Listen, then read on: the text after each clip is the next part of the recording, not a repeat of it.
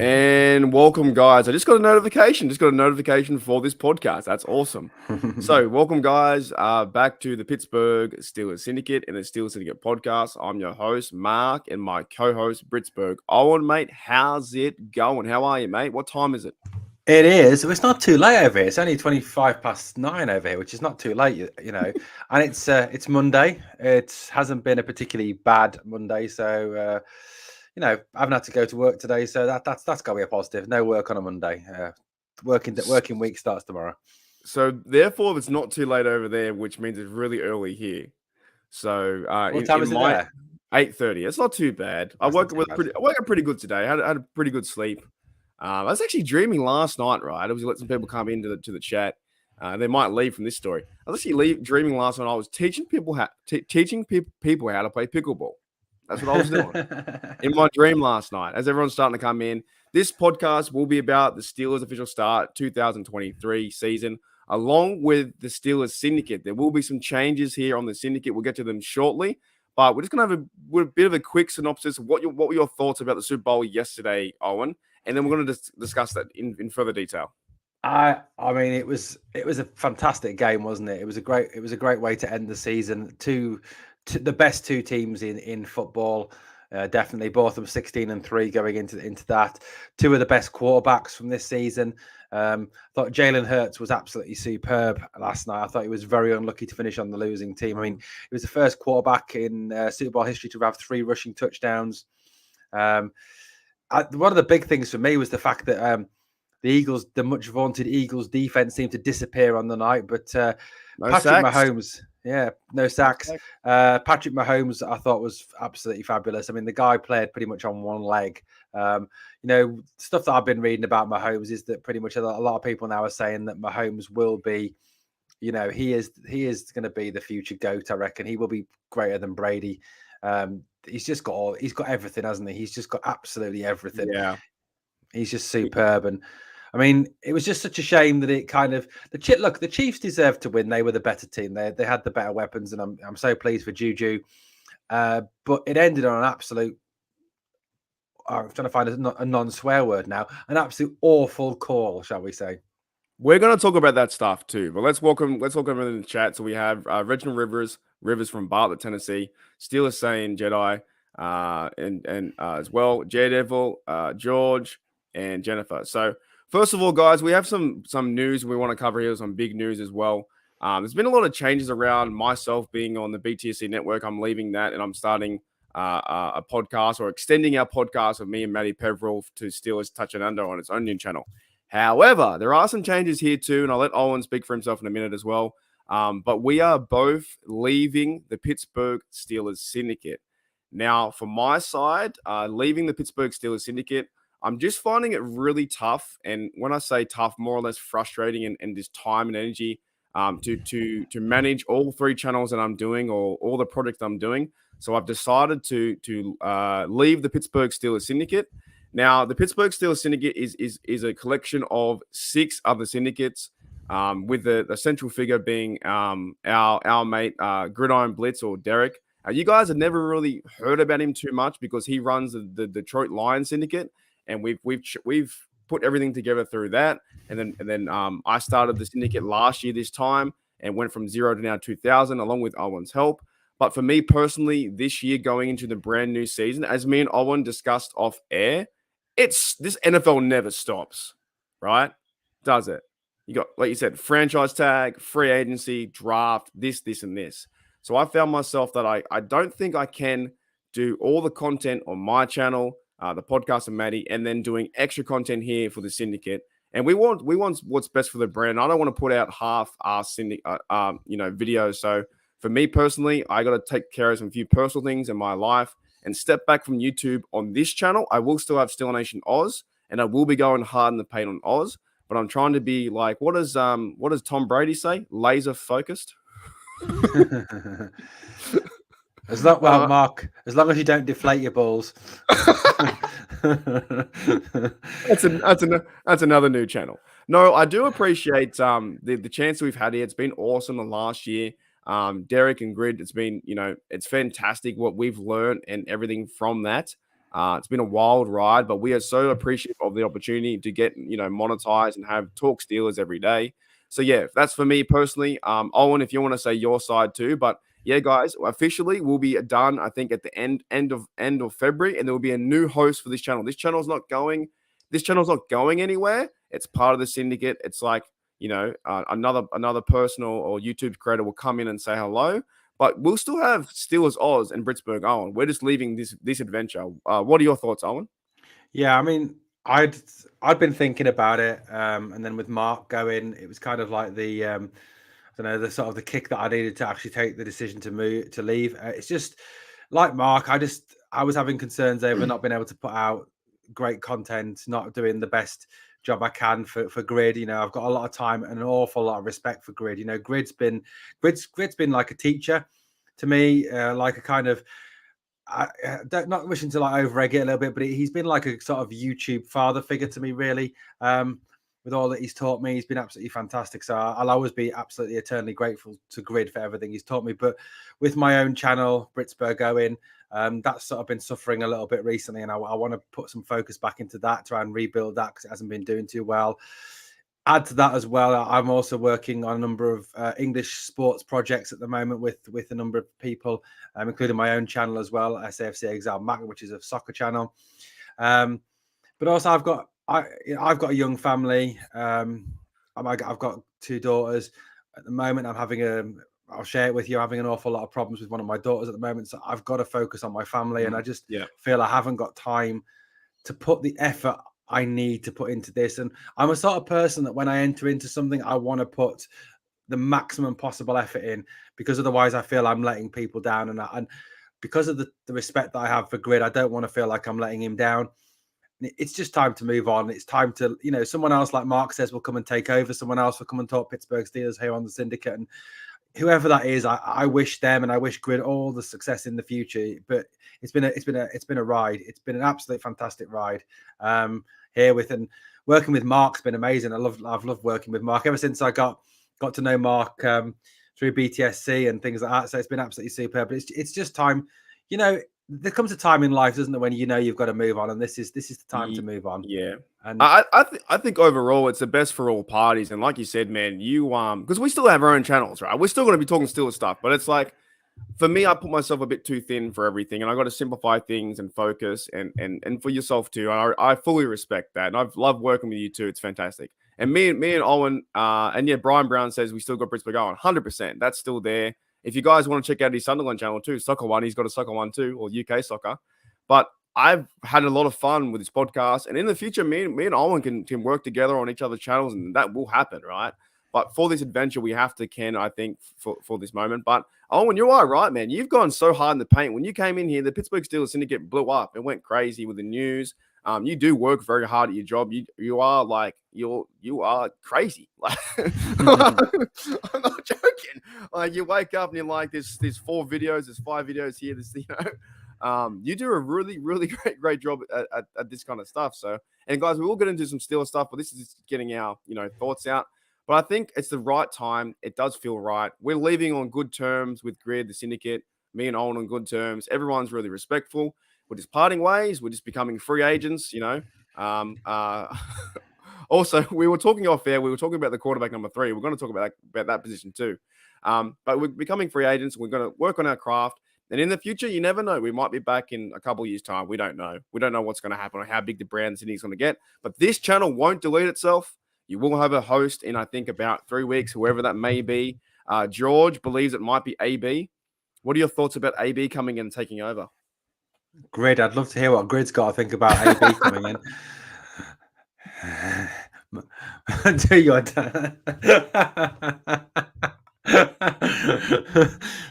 He can't swear, though. He can't swear. So it's put your bleep on. Put your bleep on. Yeah, get your bleep on. Yeah. Call God. I thought he was wanted, but I thought isn't he in prison by now? I thought he was wanted by the police. Yeah, I don't know. I don't know what's going on. I don't know what's going on. Alrighty, so that's the serious side. The channel will be here. Our channels will be here. We'll be on YouTube somewhere. You guys will find us. You guys are excellent. We love this stuff. No matter where we are, on Steel Oz, Pittsburgh Owen, or Syndicate, We love talking football. So let's talk football. Let's make it more happier now. Here are my thoughts, and we're gonna go over the controversial holding play, because that, to me, I thought the Super Bowl was great. I thought the Super Bowl was a fantastic one. I did a live stream yesterday. It was so much fun. I had so much fun with everyone in there. Back and forth. The Eagles up by 10 points at halftime. Mahomes coming back, the fumble. It was big plays everywhere. I thought it was a really good Super Bowl. However, there is that terminology now that recently, the last few years, people are noticing, or the idea around the NFL being rigged or fixed. I'm not saying it's true, but I'm not disagreeing with it, because you come with a great game, you come with a fantastic game, and the next minute you see a holding call, which, in my opinion, I'll let you explain it too, Owen, because in my opinion, it wasn't a hold. It was inside 5 yards. He had his hand on his hip like he was dancing with him, like he was, at a formal. Nothing wrong with that. Hand above the waist, don't go down too down south. You know what I'm saying? It was fine, right? And everything was good. And like you said, the ball wasn't even near him. You can touch the receiver as much as you want before the 5 yards. And that was before the 5 yards. The flag came out. It was a holding call. And then the next minute, the game was pretty much over. They had 1 minute and 30 seconds. If they would have got a fourth down, it went on to be, I think, 8 seconds. That Super Bowl should not have came down to the controversy of that. And that does reflect it being rumors about being rigged, which I can see steam for, and controlled by Vegas. They all know. We all know now they want Mahomes to be the guy, the next guy, and he's a great quarterback. And they gave him the extra chance to win, and they won, and they had 8 seconds to come back. The Eagles should have been given a chance for 1 minute 30 to run down the field and have a chance at least to get a field goal, or the Chiefs to win on defense. Why? And it doesn't matter. Take the riggery away. This shouldn't end that way. It shouldn't end on a kneel down and then a field goal at 8 seconds. What are your thoughts, Al? Yeah, I mean, if you actually, you look at Bradbury and you look at what happened between him and Juju, Bradbury's hand touches his back, but at no point does he grab Juju's jersey. At no point do you see the jersey come away from Juju's body. At no point do you see Juju's momentum stopped either. Juju continues on a straight line. His momentum is not diverted to one side. It is continued straight on. The ball was nowhere near him. And I mean, look, this story about the NFL being rigged is gonna get worse because of things like this. And perhaps I'm too much of a purist. Perhaps I live too much with rose-colored spectacles on. I don't think the NFL is rigged. I just think the referees are that bad.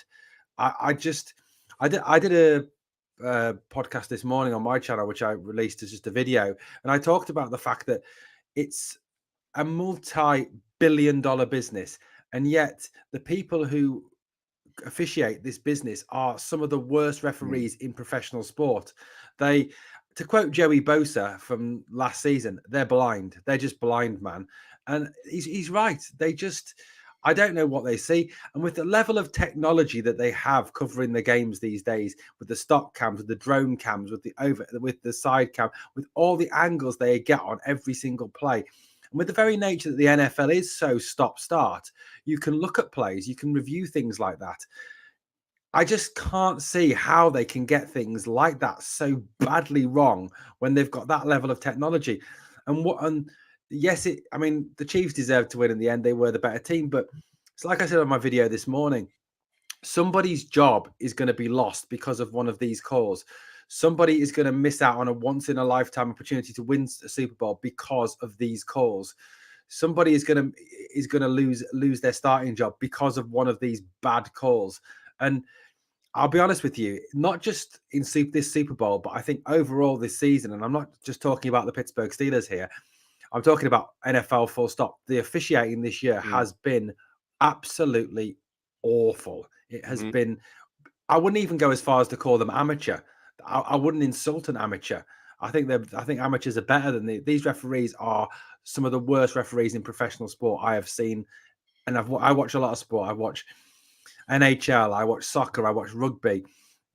I've watched a bit of MLB. They're awful. And NBA, they are awful, man. They are absolutely dreadful.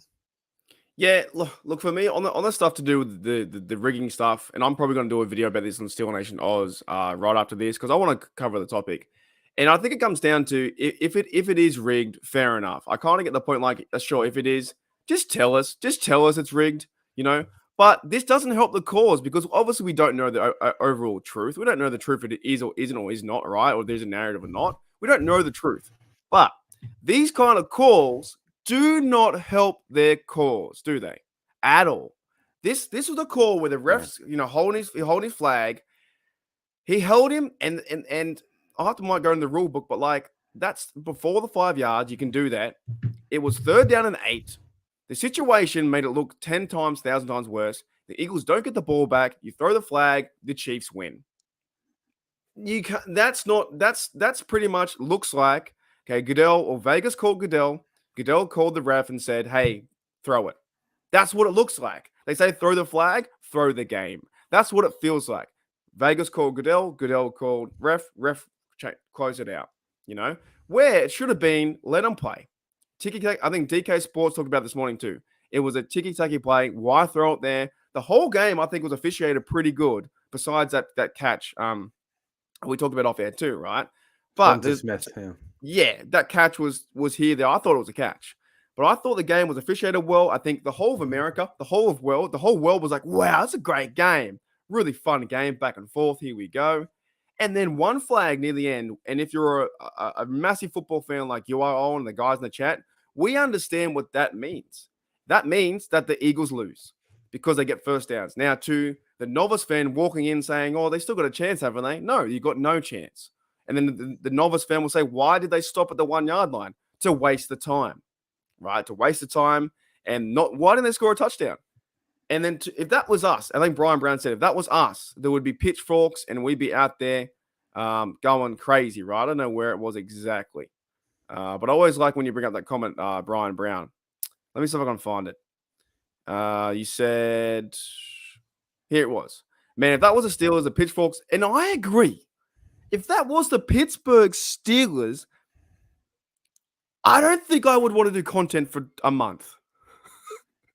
Do you know what I mean? I would be furious at that.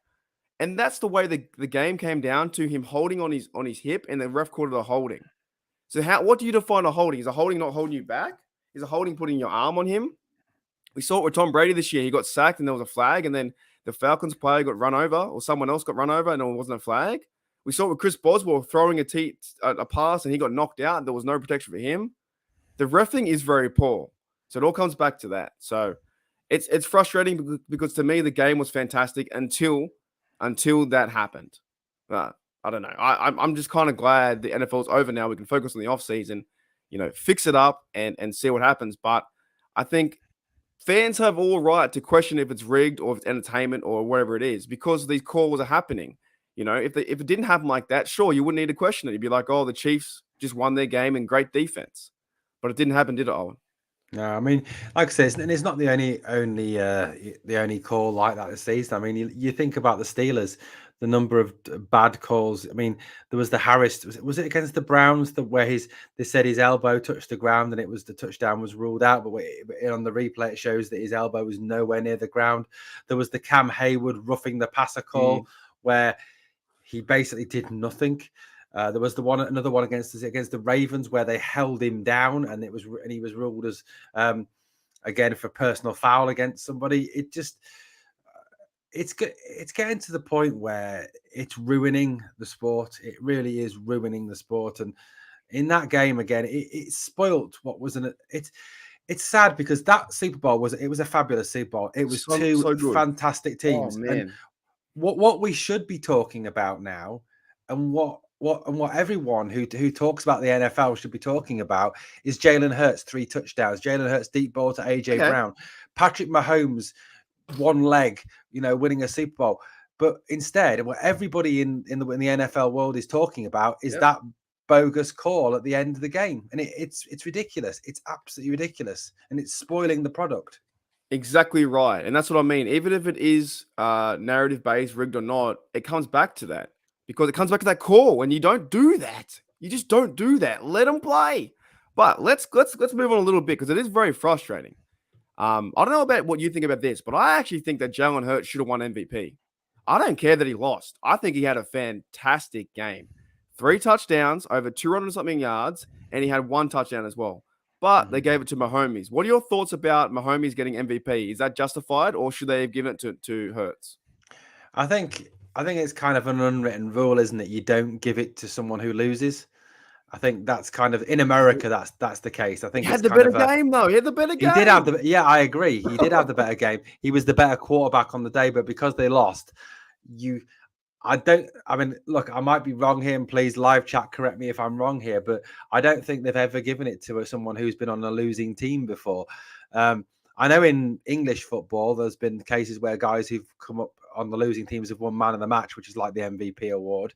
But in the NFL, it seems that you have to be on the winning team to get the MVP award. And look, it all follows the narrative, doesn't it? Patrick Mahomes.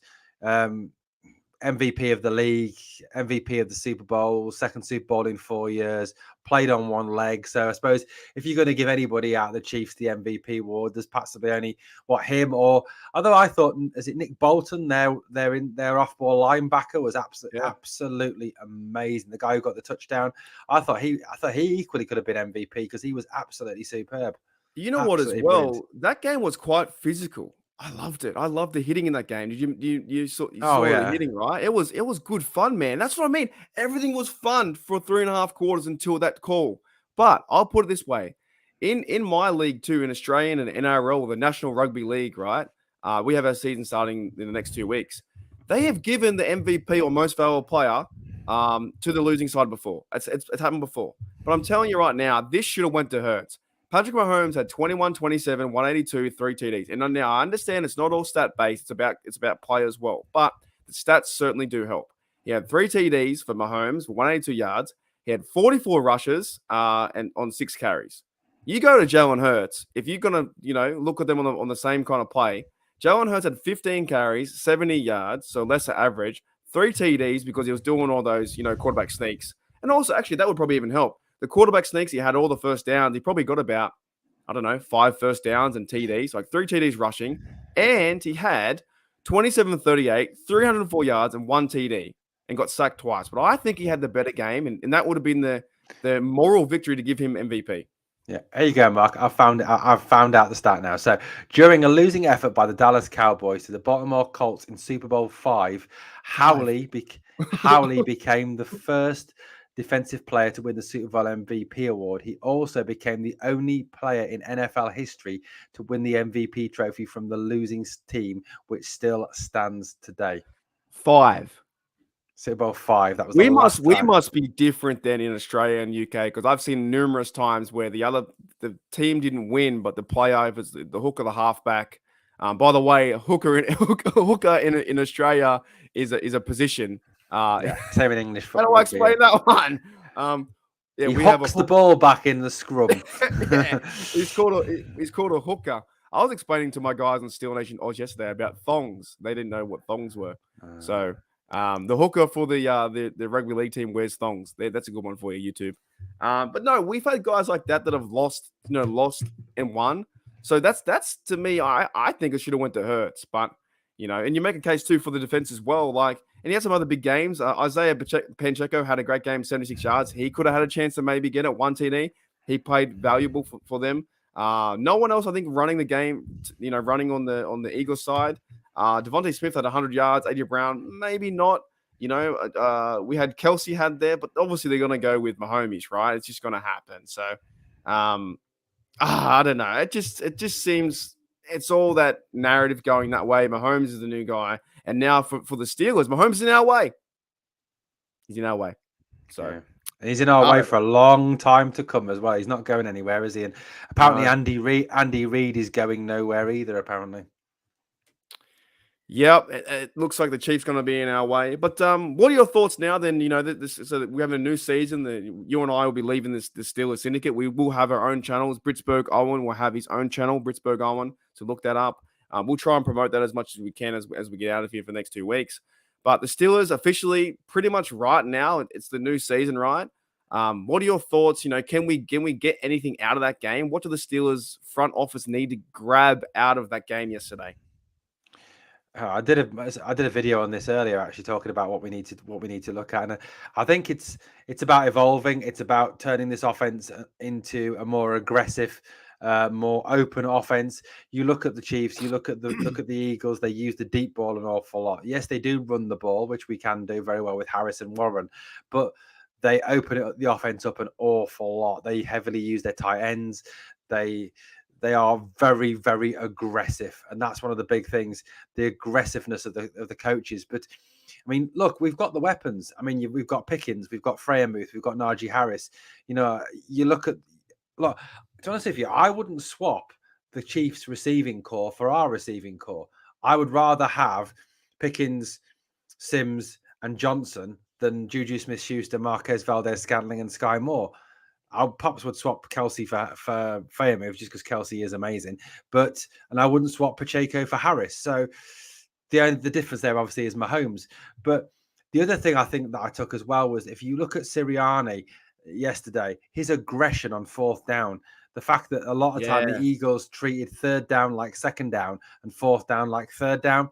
And when they scored the touchdown to go 21-14 up, I think it was, just before the half, I tweeted out, Steelers would have punted twice there. There's no way Tomlin would have gone for that when they were 4th and 5 and 4th and 3 or whatever it was. He'd have punted both times. He's very conservative, and I think Canada is very conservative as well. I think the Steelers need to take from Andy Reid and Nick Sirianni that aggression on offense, and that's the modern NFL. The modern NFL is not conservative. The modern NFL is an aggressive, open, attacking league now, and that's what the Steelers have really got to evolve this offense into next season.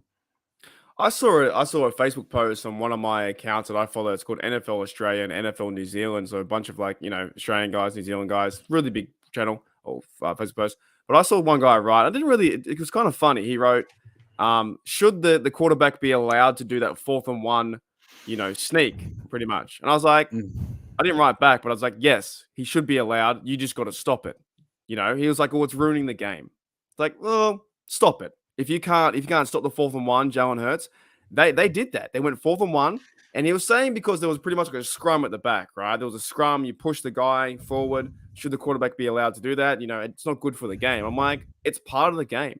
I actually quite like it. I think it takes a lot of guts to be, you got two big bulldozers behind you, the offensive line in front of you, pushing you forward, and you're pretty. Jalen Hurts was the ball.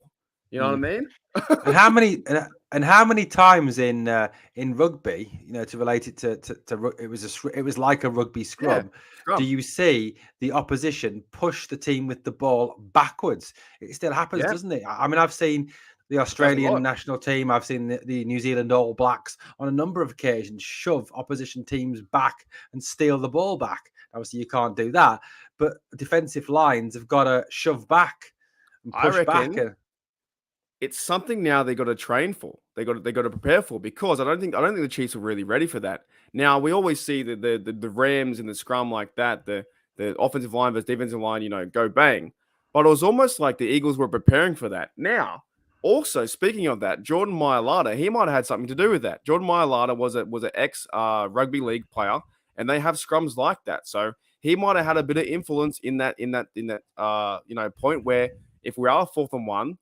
Throughout the year, I'm not saying he prepared a game plan, the left tackle prepared a game plan for this scenario, but he would have some influence having rugby league and rugby, and we have scrums, although our scrums are not the same as like rugby scrums now, but the same thing. If you catch your opposition off guard and you band together and all 11 guys push forward, you should get 2 or 3 yards. If the defense not ready for that, and I think Jalen Hurts did that. They did that 3 times and got the first down. So I thought it was comical. The guy on Facebook was like, "We should ban that. You can't do that." No.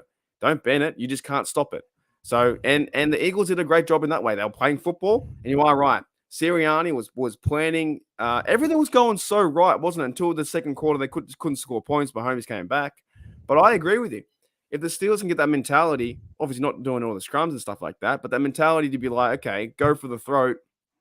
And the Steelers need that, right? In this season, we need that red zone conversion rate, right? We need that mentality, don't we? So, what could we besides trading for Mahomes, what could we get from the Chiefs? Yeah, that'll be a nice one, wouldn't it? Let's chat sports, shall we? And let's make up the rumor. The Pittsburgh Could the Steelers. Pittsburgh Steelers trade for Patrick Mahomes? Type Y for yes, N for no. It's basically the innovative offense. You looked at that offense yesterday, and do you know what? What was really refreshing from the Chiefs' offense wasn't one single flipping jet sweep or stupid screen pass to someone who had 3 linebackers on him and got smashed in the backfield. It was just the creative use all the time, and I know a lot of it is down to the fact that they've got Patrick Mahomes. I get that. The guy is just amazing, but it's the fact that they scheme so much, different. I mean, there was that play, I think, was when they did a sneak, and it was almost like Kelsey and Juju basically were kind of in on the ruse, turned to the sideline going, what, I can't hear. Yeah. And it can completely confuse them. And I think they either did a sneak or he dropped the ball, he dumped the ball off to someone and they got the first down. Yeah. It was just creativity. And people on Twitter, I was looking at Twitter during the game, and people were saying, I hope Matt Canada's watching this and learning, how to actually coordinate an offense from this, because this is what you need. And you look at, I get Andy Reid and Eric Bieniemy are probably the best offensive minds in the NFL. But you can learn an awful lot from the creativity they use, the different schemes they use. The variance in routes that they get their receivers to run. I mean, let's face it, our route trees for our receivers are shocking. You just got to look at them. They're absolutely shocking. I mean, Pickens runs pretty much the same route every single time because that's what he's told to do. They've got to be more innovative, and they've got to learn from the likes of Reid and Bieniemy and look at what the Chiefs have done and say, right, that's what we've got to try and get these guys to do. We've got to adapt it to suit our players, adapt it to suit George Pickens, adapt it to suit Deontay Johnson, get Deontay Johnson to flipping catch the ball, adapt it to Pat Freiermuth, but do those things, learn that creativity from the Chiefs. Well, there's one thing like watching the game. You and I can watch the game. It's one thing if you're an offensive coordinator or a mastermind that is Canada. It is to take notes and figure it out. But that's a big off-season question. Will Matt Canada learn from last year and open the playbook like the Chiefs and the Eagles? I think that was the highest points scored by a team who lost. So 38-35 might have been the highest points in the Super Bowl history because the Eagles scored 35 and they lost. So and we're not normally seeing that. A few years ago, you saw the Patriots versus Rams, one of the most boring Super Bowls ever. It was like 12-3 or whatever it was. We have a question here. If you guys have any more questions, we want to start to wrap it up and end the show today. But Brian Brown says, I hear now the Steelers have no cap room. Before I was hearing they had plenty. Which is it, Owen? They have at present they have no cap room. So at present the suggested cap for the new season is $225 million. The adjusted current salary cap for the Pittsburgh Steelers with second-year contracts, with players on roster, etc., it currently sits at $229 million and change. So at the moment, we're $4 million over cap. So at the moment, there is no space for to sign draft picks. There is no space for free agents. There is no space to re-sign Cam Sutton, Terrell Edmonds, Devontae KZ, etc., Robert Spillane. They need to create cap space. They need to somehow cut that down. Now, there are a variety of ways they could do that. There's the restructure. There's talk of restructuring Minka's deal, restructuring Cam Hayward's deal, because Cam Hayward's cap hit this year is $22.5 million. Restructure Miles Jack, because Miles Jack isn't really worth $11.5 million for what he did last season. There's also the fact that a lot of people think that they should cut Mitch Trubisky because $10 million for a backup quarterback is an insane amount of money to pay for someone who probably is not even going to see a snap unless Kenny gets injured. So there's ways to create that cap space. And I'm sure that, Omar Khan, who is an absolute financial genius, will work his magic and will restructure contracts. They will cut people. And they will create cap space, but don't be surprised if you don't see as much activity in free agency this year from Steelers, because there just isn't the money there. And you're telling me off air too before the show, you said that Mason Rudolph got paid $5 million last year to sit on the bench. Yeah. Third string quarterback, $5 million. Bad. That's not a bad deal to get free home games, free away games. But I think the biggest thing is, and I think there's a lot of people talked about this, and Noah Strackbine did a great podcast on it on All Steelers Talk the other day, and DK did a brilliant DK Daily Shot of Steelers the other day, and Trubisky is the one that is the easy save. I mean, you cut him, you save $8 million.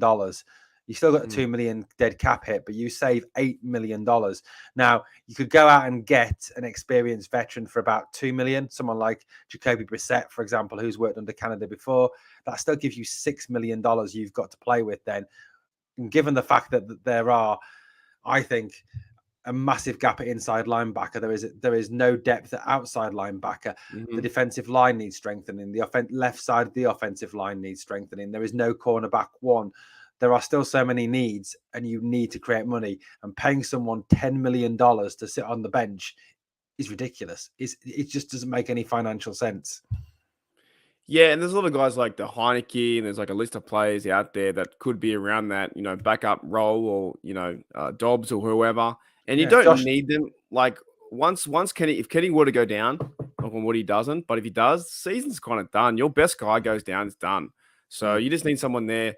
You need more money in the other roles, other places like middle linebacker or wherever you go, defensive line or offensive line, than you do have with Trubisky. And I think Trubisky wants to probably leave anyway. So having him, and they're not gonna restructure his contract to be backup. So you just got to bring someone in or go into the draft. So I would expect them to.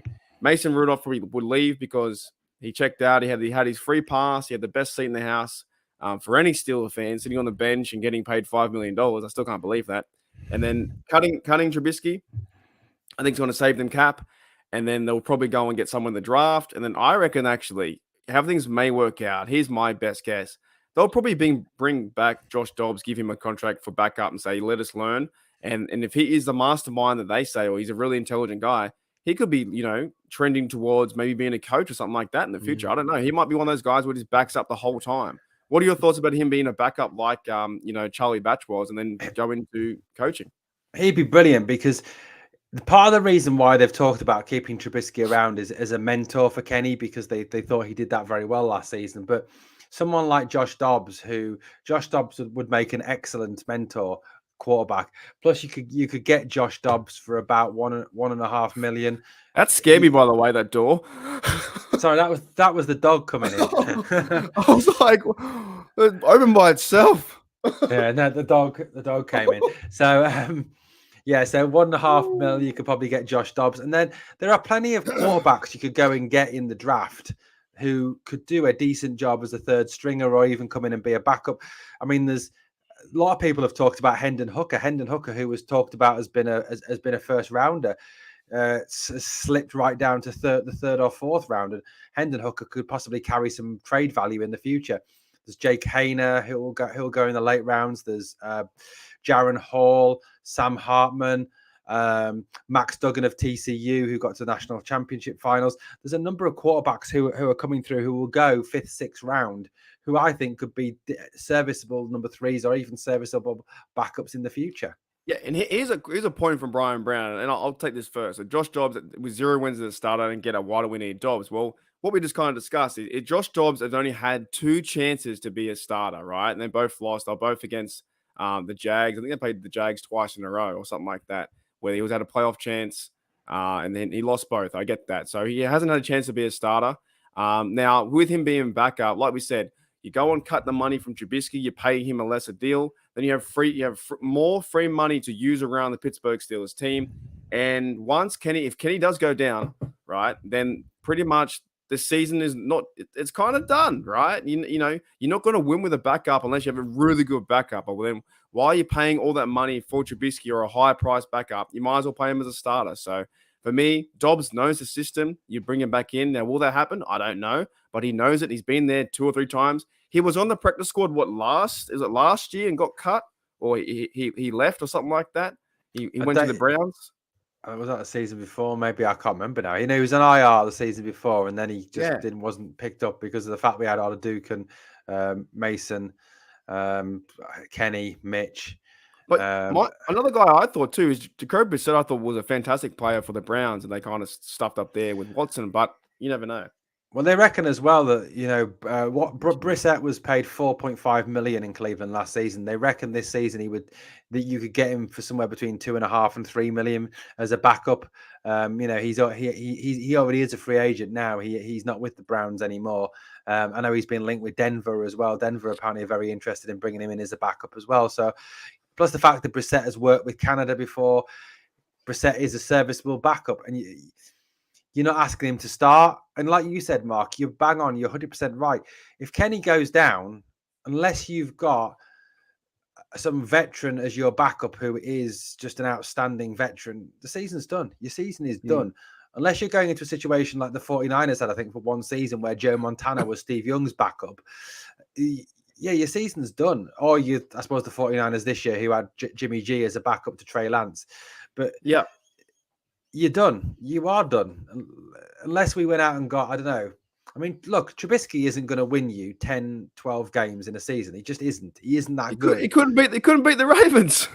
I know. He threw two interceptions. Here's the point. Jen says here Steelers traded Dobbs. Yeah, they did. They traded Dobbs for a pick or whatever, right? To somewhere. But he came back. Jags, right? He came back on the practice squad. And then I think he was cut or he was picked up. He was on the practice squad, then he was picked up by the Browns. So you never know, he might come back. Anyways, guys, we got a lot of stuff to cover. We got, of course, we will be leaving here, like we said, in 2 weeks' time on the Pittsburgh Steelers Syndicate. You won't see our faces here, but you'll see my face on Steel Nation Oz. I think I'm doing a podcast with you, Owen, the next few days, right, on Pittsburgh, Owen? Tomorrow, yeah. We're gonna do. Yeah, tomorrow is it? Oh, I gotta get ready.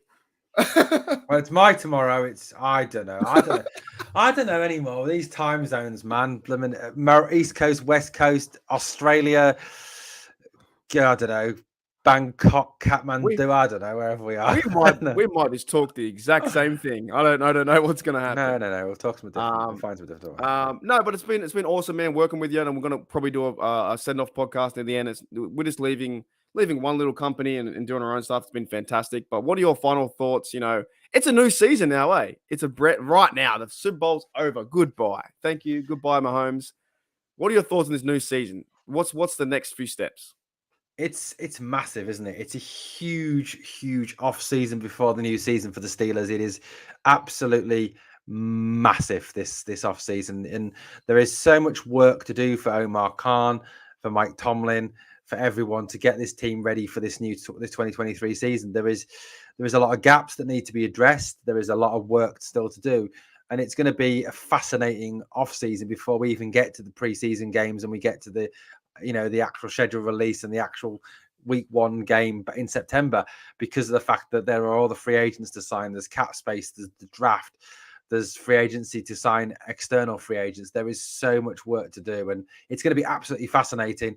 And I know Mark and I will have all the latest news, views, updates on signings, on draft days, on everything on Steelers Nation Australia and on Pittsburgh going. So guys, check those channels out. Don't come to me first because I'm always 9 hours late, but when the news breaks, I'm sleeping. When the news breaks and I wake up in the morning, I find out that Debo Harrison's been traded to the Patriots. I almost cried. I was like, and I know he went to the Bengals first, but I was like, you went to the Patriots out of all the teams, so. But yeah, it's been awesome, man. And for me, like, I'm excited to see how the Steelers can respond to the Chiefs being the new dynasty, however you pronounce it. I'm excited to see how they respond to trying to win the AFC North again. I'm excited to see how they respond with a new offense. The defense, should be top 5, should be top 10.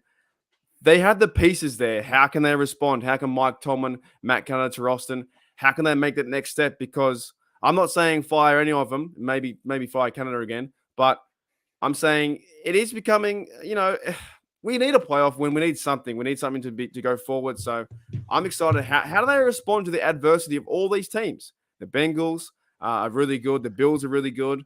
The Jaguars are starting to get a bit hot too. And the Chiefs are now the powerhouse in our way, right? One question for you, Mark, before we go, right? So I was listening to our good buddy Noah Strackbine earlier today, right? And he was talking about the Vegas odds for Super Bowl 58, okay? Are they out already? They're out already. Now, I know it's really early because obviously we haven't had the free agency movements and the draft and blah, blah, blah. Right. So out of 32 teams, where do you think the Pittsburgh Steelers are currently ranked in odds to win Super Bowl 58 out of 32? Come on. Where do you think? 27. Oh, close. 28. 26. Oh, really? What are the Yeah. odds? I might go back. I can't remember. This is about 66. I can't remember 6,600 or something. Oh. But even listen to this though, right? The Bengals are 5th. Fine. Okay. Yeah. Okay. Get that. Ravens 30. Ravens are 13th. Right. What? Hey, what? Hang on. It gets worse. Do you know that which other team are above us in the odds to win Super Bowl 58? Browns. The Browns. How? That's the truth. Honest truth, man. The closest teams to the Steelers are the Washington Commanders and the Atlanta Falcons. What an insult. What an absolute insult. So the Ravens to me are falling faster than the Browns. I think they have a lot of problems. They got to figure out their quarterback. If they pay him all that money, they're in big trouble. Like, I think they're in big. They have a good defense, and they have the kicker Justin Tucker in the defense gets them through games. They win 80% of games that way. They go and sign Lamar Jackson. Then you've got Lamar Jackson for 5 years and a massive deal. He can't spend the money anywhere else, and that's Lamar Jackson. He's not going to win him anything. And the Browns have not the off-field stuff, sure, whatever. But Watson on the field is a bad quarterback. He had a really bad year last year coming back. And they have good running game, but everything else is just failing away. It's flailing. So, yeah. I was listening to that earlier, and when Noah was talking about it, and he was talking about obviously the disrespect it brings it, but it just I was like, I was actually, you know what, I was actually waiting in a queue at the shopping mall in the supermarket, and I almost went, "What the fuck?" out loud. Oh no, you swore. You're fired. Oh, no, sorry. That's all good. We'll cut that out. Sack me, Grid. Sack me. We went all year without a swear word. All right. No, he didn't. No, he didn't. Actually, no, because Mackenzie swore once. Oh, she did too. That's right. She was the first one. It's all good. What the F is exactly right. The Steelers are underrated yet again. The Browns have more problems than us. The Ravens have more problems than us. We're 26. You know what? Stuff it. We'll move on from there. All right. Thanks, Owen, mate. Thank you guys in the chat. We'll see you guys throughout the next 2 weeks. And then you guys will hopefully have a new host coming to March. And a lot of things changing too, because we're changing, BTSC changing, and some good things. Check out Owen's channel and his soccer channel as well. It's been fantastic, but we'll definitely talk in the future for sure. This ain't stopping. The Steelers ain't going nowhere, man. Let's go win the North or something. Let's have a good offseason, good free agent. Let's good draft. I'm keen, man. And yeah, thank you, Owen, as always. And let's end with the cheesy music. Okay? We haven't done this for a while. All right, guys. As always, here we go, Steelers. Here we go.